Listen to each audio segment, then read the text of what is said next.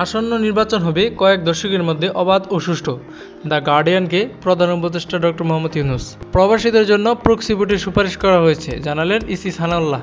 পাচারের টাকা ফেরত আনা সম্ভব বলে জানালেন অর্থ উপদেষ্টা। শেখ হাসিনার ভাগ্নি টিউলিপের ঢাকায় ফ্ল্যাটের সন্ধান পেয়েছে দুদক।